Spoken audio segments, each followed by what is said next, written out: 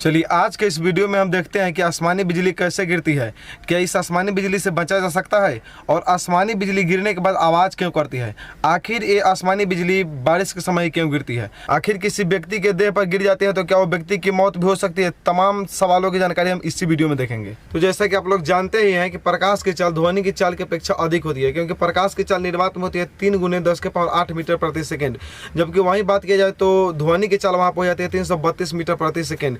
इसलिए पहले लाइटिंग होती है, उसके बाद साउंडिंग होती है। इसमें कोई दिक्कत नहीं होनी चाहिए। जैसे आप लोग जानते हैं कि कोई भी चीज़ गर्म होने के बाद भाप बन के ऊपर चली जाती है, ठीक उसी प्रकार पानी जब भाप बन के ऊपर जाती है तो ये पत्थर के रूप ले लेती है। जो छोटे छोटे पत्थर जैसे कि आप लोग स्क्रीन पर देख रहे हैं, इस ससुरा से जो पत्थर चुन रहा है यही पत्थर होते हैं, जिसमें हम लोग बचपन में बोलते थे कि भगवान का पत्थर है, जबकि भगवान का पत्थर नहीं। इसके पीछे लॉजिक यही काम करता है कि आपको जानकारी के लिए बता दें, किसी भी चीज़ को यदि 165 मीटर ऊपर की तरफ ले जाते हैं तो उसमें 1 डिग्री टेम्परेचर की कमी आ जाती है। जब यही पत्थर आपस में टकराते हैं तो घर्षण के कारण बिजली उत्पन्न हो जाती है, जिस बिजली की पॉजिटिव चार्ज ऊपर होती है और नेगेटिव चार्ज नीचे होती है। जबकि पृथ्वी पर हवा चलने के कारण आपस में घास टकराते हैं और घास टकराने के कारण इसमें भी कुछ चार्ज उत्पन्न होती है। इस घास में जो चार्ज उत्पन्न होती है उसमें माइनस नीचे और प्लस ऊपर की तरफ रहती है। ससुरा जो ऊपर वाला माइनस है बहुत खचरा है, ये प्लस को हमेशा खोजते रहता है और जहां इसको प्लस मिलता है वहीं पे गिर जाता है और खोजता है कि हमको प्लस कहाँ है। मान लिया कि ऊपर जो माइनस है चल रहा है और नीचे जिसको यदि प्लस मिल जाता है तो यहीं पे गिर जाएगा। चलिए हम आपको स्क्रीन पर उदाहरण के माध्यम से समझाते हैं। जैसा कि आप लोग देख रहे हैं यहाँ पे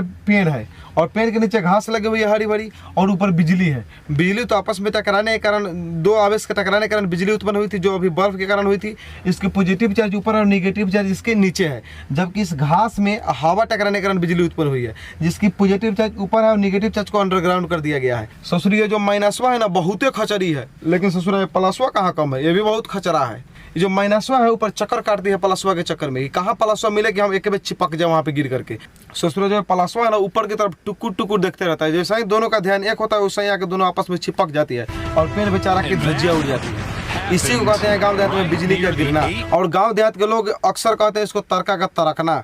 अब समझ में आ गया होगा आप लोगों को तड़का का तरकना क्या है, लेकिन अब प्राचीन समय में एक भ्रांतियाँ फैली हुई थी।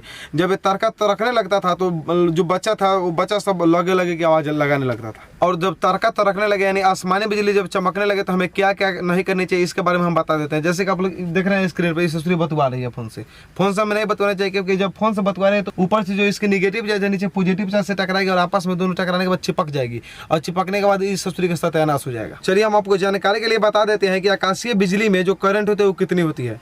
तो जो आकाशीय बिजली में जो वोल्टेज में करंट यदि देखा जाए तो उसमें 10 करोड़ वोल्ट करंट होता है, जबकि हमारे घरों में 220 वोल्ट और सब कम हो जाता है।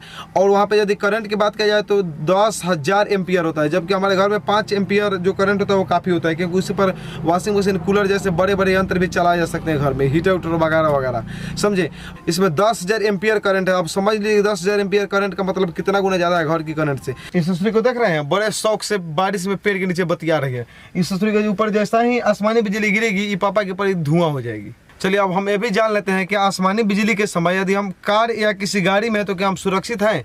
तो बिल्कुल आप सुरक्षित हो, क्योंकि उस पर बिजली नहीं गिर सकती है। ये बेंजामिन फ्रैंकलिन के नियम के अनुसार होता है। अब एक बात ये भी होती है कि बड़े बड़े जो घर होते हैं या टावर होते हैं उस पर आखिर आसमानी बिजली क्यों नहीं गिरती है।